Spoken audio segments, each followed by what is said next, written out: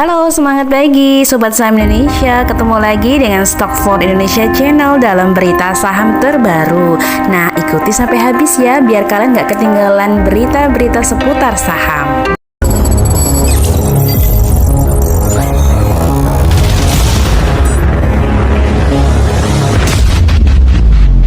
Berita pertama dari Wall Street yang rally nih, hentikan kerugian beruntun. Jadi beberapa hari berturut-turut 4 hari merah akhirnya menutup akhir pekan dengan hijau. Nah, ini dia datanya. Dow Jones naiknya 1,33%, S&P naik 1,44% dan Nasdaq naik 1,60%. Nah, IHSG yang awalnya itu merah merona dalam ya, akhirnya di akhir perdagangan di hari Jumat kemarin bisa menguat nih, menguat tipis 0,16% ke 7.045. Nah, pada saat sesi pertama dan menjelang penutupan itu masih merah, asing ternyata mencatatkan net sell ya. Nah, ini dia saham yang banyak dijual oleh asing pada hari Jumat kemarin.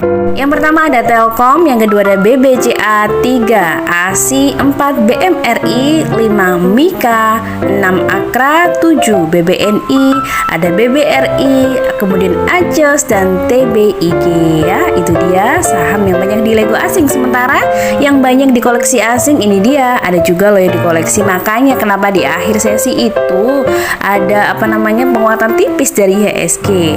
Ini dia sahamnya, ada Adro, SMGR, MDKA, Pegas, PTBA, INKP, Raja, ICBP, ADMR, INDF didominasi oleh sektor energi ya, komoditi nih. Oke deh. Nah, kita beralih ke komoditi. Oke, yang pertama ada kabar bagus dari emas nih ya, akhirnya naiknya tinggi nih. Harga emas akhirnya naik dan diperkirakan bisa tembus 1.700 per troy on. Masih dengan berita kenaikan komoditi ini dari CPO ya, karena akhir pekan di pekan lalu nih ya, minyak dunia kan naik nih. Nah, CPO-nya juga ikut melejit 9%. Tapi untuk minyak ya habis pekan lalu naik, nah akhirnya ini dibuka turun ya harganya, harga minyak ya. Nah, dibayangi sikap Cina yang mempertahankan kebijakan zero covid, akhirnya minyaknya turun nih. Dan penurunan ini tidak dialami oleh minyak saja, tapi juga dialami oleh gas dan juga oleh batu bara yang diramal nih dalam pekan ini akan ikut merosot juga karena harga alamnya tuh jebloknya gede loh, 8%. Oke, kita tinggalkan komoditi, kita sekarang balik lagi nih ke dalam negeri ya. Di dalam negeri ada informasi mengenai dari dunia perbankan ya. Ini dia daftar 18 bank yang belum memiliki modal inti 3 triliun per September 2022. Jadi datanya udah diperbaiki ya. Ini per September yang terakhir updateannya. Apa saja sih bank itu? Adalah Bank BNBA nih, Bank Bumi Arta yang modal intinya kurang dikit sebenarnya ya, hanya kurang 0,73 triliun. Lalu ada BCIC, ada juga Bina ya, sebenarnya kurang dikit sih ya, sudah 2 triliun ke atas. Ada Baca, Bimas, BBSI, Bank, BBYB, BVIC, dan Dinar. Ini semua rata-rata udah melakukan dan akan melakukan rekisu untuk bisa menambah modal. Nah, yang ke-12 ini ada BSWD, kemudian ada Bank Indeks Selindo, ada Bank SBI Indonesia, ada Bank Prima, ada Amar, nah ada BABP, kemudian ada Nobu. Semoga segera ya, karena Desember udah bentar lagi nih, udah sebulan lagi. Oke, berikutnya masih dari dalam negeri ada berita dari CPO nih. Produsen CPO akan kembali pasok biodiesel 2023. Nah, emiten yang terkait dengan biodiesel ini setahu saya adalah TBLA ya. Kemudian ada juga yang baru itu dari punya Haji Isam itu, yaitu JAR, JARR. Nah, tapi di sini Akra juga terlibat ternyata gitu. Jadi yang tiga saham itu yang terkait ya, ada TBLA, JARR, JAR, dan kemudian Akra. Ngomongin soal perkebunan, kita ke kabar emiten pertama yaitu IP. Nah, laba bersih Indo Pureco Pratama atau IP ini melonjak luar biasa nih, 205%. Wow. Nah, jadi IP saat ini di kuartal ketiga itu mencatatkan laba 6 miliar nih. Nah, tahun lalu di periode yang sama cuma 1,9 miliar. Nah, yang belum tahu nih IP itu adalah apa, ini bergerak di bidang industri pengolahan kelapa dan produk turunannya. Perusahaannya baru didirikan 3 tahun yang lalu gitu, dan baru beroperasi secara komersial pada bulan Mei ya, 3 tahun yang lalu. Ini produk-produknya sering kita pakai ya, merek-mereknya walaupun masih baru tapi nggak asing nih buat kita. Ada virgin coconut oil, FCO, pure coconut oil, crude coconut oil, dan berbagai macam. Bahkan ada makanan yaitu nata de coco ya, ini sering banget kita pakai untuk berbagai macam olahan masakan. Selanjutnya kita ke semen nih, ada SMGR yang akhirnya di RUPS kemarin hari Jumat itu diketok palunya disetujui untuk reg ISO. Jadi SMGR udah siap-siap untuk mencaplok SMGR. Saham baru yang diterbitkan nanti itu sebanyak 1,07 miliar lembar saham seri B dengan nilai nominal Rp100 per saham. Nah, dananya ini nanti digunakan ya untuk konsolidasi SMBR dalam perseroan. Ngomongin soal semen, kita jadi ingat toko bangunan. Nah, ini adalah emiten yang menjual berbagai macam untuk alat untuk bangun ya, untuk pembangunan seperti semen, seperti itu ya. Ini adalah depo, emitennya Hermanto Tanoko yang punya Cleo, yang punya Avia ya. Ada apa dengan emiten depo? Nah, emiten depo ini mencatatkan pendapatan yang naik menjadi 1,87 triliun. Angka ini naik 10,33 triliun ya dibandingkan dengan tahun lalu di periode yang sama. Penjualannya ini juga naik gitu, lonjakannya 9% dibandingkan kuartal 3 tahun yang lalu. Selamat ya buat depo. Oke, berikutnya IMPC nih. IMPC ini pendapatannya impact pertama juga mencapai 2 triliun hingga kuartal 3. Ini juga naik sama ya. Pendapatan IMPC ini naik 28,1 triliun dari 9 bulan tahun yang lalu yang cuma 1,6 triliun. Laba bersih ini juga naiknya 30% dari 158 miliar di tahun sebelumnya, sekarang sudah menjadi 206 miliar. Nah, yang belum tahu, IMPC ini juga merupakan produsen dan distributor bahan bangunan nih, sama kayak depo tadi ya, dan ditambahi lagi dengan plastik. Jadi perusahaan, tapi bedanya perusahaan ini udah lama ya, udah tahun 82, jadi sudah 40 tahun berdiri ya. Berikutnya kita ke anak usaha dari Asia, Istra Presisi, perusahaan binaan Yayasan Dharma Bakti Astra yang siap IPO. Istra Presisi ini menyediakan bis, mold, checking picture, stable part, injection molding ya kepada Astra Group. Nah, ini udah siap IPO nih, melantai ya, sudah siap melantai di tahun ini. Semakin banyak perusahaan yang IPO, semakin bagus nggak ya? Atau semakin bingung milihnya nih untuk trading apa untuk investasi? Jangan bingung ya. Oke, berikutnya kita ke mainan anak nih. Ada emiten Toys Sunindo Adi Perkasa yang dimana sahamnya itu dikurangi porsinya oleh salah satu pemegang saham besarnya, yaitu Hukel, di mana dia telah melego 5,5 juta lembar saham. Hukel Bangun Abadi ini menjualnya di kisaran harga 75 sampai 77 rupiah per lembar. Jadi setelah dia menjual saham ini, akhirnya sekarang itu kepemilikannya tinggal 22,39%. Sebenarnya berkurangnya cuma sedikit sih, dilusinya cuma 0,38% aja. Masih banyak sahamnya di sana. Berikutnya ke BRPT nih, laba bersih Barito Pasifik yang turun menjadi 613 miliar. Penyebabnya kira-kira apa ya? Di laporan keuangannya itu sebenarnya pendapatannya itu naik nih 3% di periode yang sama di tahun lalu. Nah, cuman dia turun ini karena bebannya ya, bebannya naik. Akhirnya bisa menimbulkan laba bersihnya itu turun gitu. Jadi karena ketidakstabilan geopolitik, kebijakan COVID yang ketat di Cina, ini juga menjadi faktor utama yang mempengaruhi kinerja perusahaan ya. Jadi tekanan pada margin petrokimia ini terjadi dikarenakan meningkatnya harga bahan baku gitu. Berikutnya ke Pegas nih, emiten jagoan Loh Heng Hong ya, PGN cetak laba bersih 310,52 juta US dollar di kuartal ketiga. Jadi kebalikannya nih, BRPT laba bersihnya turun, Pegasnya naik gitu. Pendapatan Pegas ini dia naik ya 17,17% dibandingkan periode yang sama di tahun yang lalu. Nah, pendapatan emiten Pegas ini ditopang ya 3 segmen usaha, yaitu niaga dan transmisi gas, eksplorasi dan produksi migas, serta operasi lainnya. Untuk laba bersihnya ini dia naiknya 8,39%, lumayan. Oke, semoga ini masih bisa konsisten ya untuk tahun-tahun ke depan, bisa dipertahankan atau semakin naik. Nah, berikutnya kita ke sektor energi, yaitu doi, duit, delta, dunia makmur yang menyulap rugi menjadi laba. Ini senang kalau ada emiten yang dulunya rugi sekarang jadi laba ya. Labanya sekarang 323,89 miliar. Nah, angka itu sebenarnya berbanding terbalik ya. Kalau periode yang sama di tahun lalu tuh ruginya juga lumayan tuh, 16,10 juta US dollar.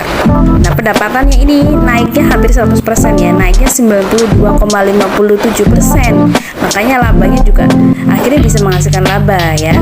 Berikutnya masih dari sektor energi ada BP. Dimana kita tahu kalau BP itu kan mengakuisisi Arutmin ya, Arutmin yang lahannya si Bumi ya, itu sekarang itu udah masuk tahap penyelesaian. Nah, BP ini memproduksi 47 juta ton per September, ini gede banget ya.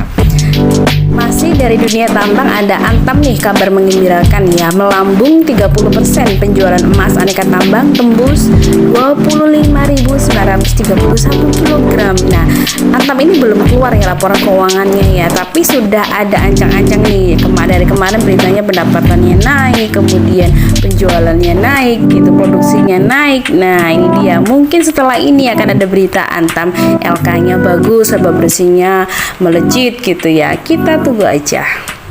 Oke, sekarang kita beralih ke perbankan ya. Yang pertama ini ada Bank of India BSWD yang merencanakan right issue 2,4 miliar lembar saham. Lagi-lagi ya, saham Bank Mini nih ikut right issue. Jumlah saham ini 2 kali lipat ya daripada jumlah lembar saham yang sebelumnya. Sebelumnya itu direncanakan cuma 1,2 miliar lembar saham, tapi sekarang menjadi 2,4 miliar lembar saham. Oke deh, semoga lancar aja. Nah, berikutnya masih ada dari dunia finansial, yaitu SMMA yang melego 38,08 juta nih SMMA, Sinarmas Cakrawala ya. Nah, meraup 472 miliar rupiah. Akibat dari penjualan saham SMMA ini, Sinarmas Cakrawala terdilusi sahamnya 0,59%, hanya sedikit saja ya. Dan sekarang cuma 53,93% saja untuk kepemilikan sahamnya, masih menjadi pengendali. Nah, yang belum tahu nih SMMA ini apa? Ini bergerak dalam bidang jasa keuangan di Indonesia. Ini menyediakan kayak layanan keuangan terpadu, juga perbankan, asuransi, pembiayaan, pasar modal, manajemen aset, administrasi saham, dan sebagainya, banyak sekali ya. Nah, berikutnya ini masih dari perbankan dan kabar yang bagus dari BTPN. Penyaluran kredit jenius tumbuh 185%. BTPN mencatat laba bersih 2,4 triliun pada kuartal 3 tahun ini. Wow, luar biasa ya. Nah, untuk pencatatan laba BTPN tersebut itu dibandingkan dengan periode yang sama di tahun lalu itu tumbuh 18%. Lumayan ya. Jadi Jenius ini menyumbangkan laba yang banyak untuk BTPN kali ini.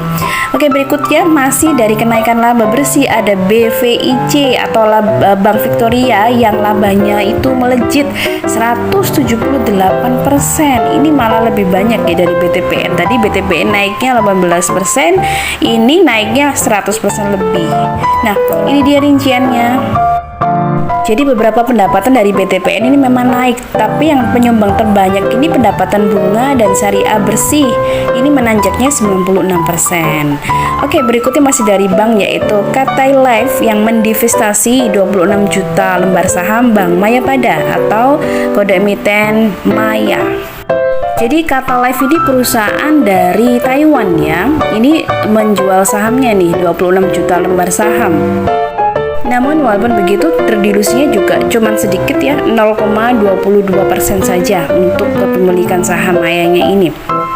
Dari perbankan kita pindah ke dunia rokok nih. Ada yang mau katanya mau go private, itu ada Bentul ya. Siapa yang nggak kenal dengan rokok Bentul? Nah, Bentul Investama atau RMBA ini yang dulunya rugi sekarang menjadi laba 28 miliar. Jadi ini melambungnya itu gede ya, 450% dari periode yang sama tahun lalu yang rugi. Tahun lalu tuh rugi 8,17 miliar, mungkin karena cukai juga sama dialami oleh emiten rokok-rokok yang lain. Namun akhirnya tahun ini jadi laba. Sekarang kita pindah ke dunia kesehatan. Yang pertama nih ada rumah sakit ya, Siloam. Nah, direktur dari Siloam ini yang melepas saham nih sekarang 176 juta rupiah. Nggak terlalu banyak ya untuk ukuran Siloam yang harganya lumayan nih. Di melepasnya itu di harga 1.100 rupiah. Nah, relaksasinya ini makanya jadi 176 juta rupiah. Masih dengan rumah sakit, saat ini ada HEL ya, atau rumah sakit Hermina yang pendapatannya itu malah merosot nih 22,38% di kuartal 3 tahun ini. Jadi tahun ini labanya tuh cuma 3,59 triliun, sementara tahun yang lalu di periode yang sama itu mencapai 4,62 triliun, jadi merosotnya 22,38%. Nah, ini beban pokoknya itu naik ya, jadi makanya jadi membebani pendapatan dan labanya juga ikut tergerus. Jadi beban pokok naik, tapi sebenarnya beban usahanya itu turun ya sebenarnya. Cuman karena terlalu besarnya beban pokoknya, akhirnya jadi labanya turun, laba bersih. Laba bersihnya turun menjadi 245,52 miliar. Ini turunnya lumayan banyak ya, 68,24%. Oke, berikutnya masih dari dunia kesehatan. Ini kabar bagus ya, PH malah sahamnya diborong nih oleh komisarisnya sendiri ya. Jadi komisaris Papros koleksi saham PH senilai 161,20 juta rupiah. Nah, dengan penambahan jumlah lembar saham yang dia miliki ini sekarang menjadi 9,8% ya, lumayan, hampir 10% kepemilikan sahamnya di PH. Ini contoh pemimpin yang bagus ya, jadi dia membeli sahamnya sendiri biar bisa meningkatkan kepercayaan para investor. Sekarang kita pindah ke dunia retail ya. Mall, ini ada Mitra Adi Perkasa, MAPI yang mengantongi pendapatan 18,82 triliun hingga September. Ini gede. Berarti ini pendapatannya naik ya. Ini dia catatannya, rinciannya ya. Jadi pertumbuhan pendapatan juga laba bersih nih gitu. Pendapatan bersihnya naiknya itu 55,79% dari periode yang sama di tahun sebelumnya, cuma 12 triliun. Nah, laba bersihnya kira-kira naik berapa ya? Laba brutonya itu tumbuhnya 69% gitu. Nah, laba usahanya itu dia meningkat juga nih, malah gede nih, 460,87% nih dibandingkan periode yang sama di tahun lalu. Luar biasa MAPI ya. Nah, kita ke properti sekarang nih. Pemilik hotel The Hermitage atau HRME malah boncos nih ya, 18,3 miliar di kuartal ketiga tahun ini rugi. Jadi di kuartal 3 ini rugi ya HRME. Pendapatannya itu sebenarnya tumbuh ya 40%, tapi mungkin karena ada beberapa beban-beban biaya-biaya administrasi, biaya umum ya. Nah, penambahan biaya gaji dan sebagainya malah mengurangi laba ya. Semoga nanti ke depannya menjadi lebih bagus kinerjanya. Kita pindah ke kabar bagus lagi dari kontraktor nih, emiten kontraktor ya, KRYA yang baru aja IPO ya. Ini KRYA kan mengincar nih proyek IKN. Nah, akhirnya nih labanya sekarang ya, belum dapat proyek IKN tapi labanya udah melonjak 89% pada kuartal 3 tahun ini. Biasa ya untuk emiten kontraktor banyak yang naik di akhir tahun. Nah, pendapatan karya ini naik juga ya, lonjakannya pendapatannya gede 93,73 gitu. Nah, walaupun beban pokoknya naik, namun tetap bisa menghasilkan lonjakan laba yang signifikan, naiknya 89,21%. Selamat ya buat KRYA, semoga setelah ini sahamnya makin ngebul aja. Oke, kita back ke properti ya. Ada Omre yang kemarin rame katanya diborong oleh Salim, ternyata bukan perusahaan dari Anthony Salim, bukan dari Salim Group nih, salah ya. Jadi karena nama perusahaannya itu sama, hampir sama, jadi dikirain itu dari Anthony Salim. Nah, sebenarnya siapa nih konglomerat yang memborong saham Omre? Nah, First Pacific Capital Group Limited itu bukan perusahaannya Grup Salim sebenarnya. Nah, ini udah disangka sendiri ya oleh Direktur Salim Group ya, Franciscus Folirang, pada 2008 yang lalu sebenarnya. Cuman karena media mungkin buru-buru ya mencatatnya, membaca ini, jadi langsung ditulis aja tuh anak usaha Salim Group memborong Omre, jadinya rame, sahamnya naik gitu. Salim dikaitkan dengan bisnis Artalita Suryani yang tersangka kasus penyuapan jaksa Urip Trigunawan. Artalita sendiri kala itu menjabat sebagai Wakil Komisaris Utama PT Indonesia Prima Property Tbk atau OMPRI. Nah, kalau bukan Salim Group, ternyata siapa? Ternyata adalah afiliasi dari perusahaan Gajah Tunggal atau GJTL ya. Walaupun namanya tuh mirip. Terlebih keduanya tuh sama-sama menggunakan nama First Pacific ya. Tapi First Pacific Company Limited inilah yang merupakan perusahaan milik Anthony Salim, bukan First Pacific Capital seperti yang dikira publik. Akan tetapi, benang merah siapa di balik First Pacific Capital justru terungkap dalam dokumen keterbukaan informasi terkait aksi borong saham Omre 1 November kemarin. Dokumen ini ditandatangani oleh Direktur First Pacific Capital, Ho Sin In. Nah, dalam sebuah dokumen tanggal 25 Agustus tuh, Ho Sin In juga menjabat sebagai Direktur di Nuri Holding Pte Ltd. Nuri Holding merupakan pemegang 50% saham Tuan Sing Holding Limited, perusahaan bergerak di bidang investasi properti. Sementara CEO Tuan Sing Holding adalah William Nur Salim. Nah, ini merupakan putra dari pasangan Samsul Nur Salim dan Ici Nur Salim yang tak lain adalah pendiri grup Gajah Tunggal. Jadi sudah ketahuan ya, ternyata adalah grup afiliasinya Gajah Tunggal yang memborong saham Omre, bukan dari Salim Group. Oke, berikutnya nih yang terakhir ya, untuk teman-teman yang pengen mengetahui berbagai macam informasi termasuk aksi korporasi, kita sudah sediakan setiap hari di grup Telegram kami di forum trader dan investor Stock for Indonesia ya. Contohnya ini, ada beberapa emiten yang akan melakukan RUPS atau rapat umum pemegang saham ya. Yang pertama ada Goto di Jakarta, ada UVCR ya, bukan Unilever ya, UVCR ya. Kemudian ada lagi nih yaitu AGI, Aneka Gas Industri, ada juga BP dan juga ITMA ya. Ini semua lagi mau melakukan RUPS ya bulan Desember nanti. Ada juga yang akhir November ini. Nah, ada juga nih informasi daftar eksekusi waran ya yang di perusahaan-perusahaan IPO yang baru nih, BSBK ya. Ini juga ada warannya ya. Nah, ini nanti dimulai start tradingnya itu tanggal 8 ya. Trading end-nya di tanggal 2 November tahun depan, masih lama, masih setahun berarti ini masanya ya. Terima kasih yang sudah menonton video ini dan semoga bermanfaat. Jangan lupa jika ingin bergabung bersama komunitas Stock for Indonesia bisa menghubungi hotline kami di kolom deskripsi. Sampai jumpa dan semoga sehat selalu. Go Financial Freedom.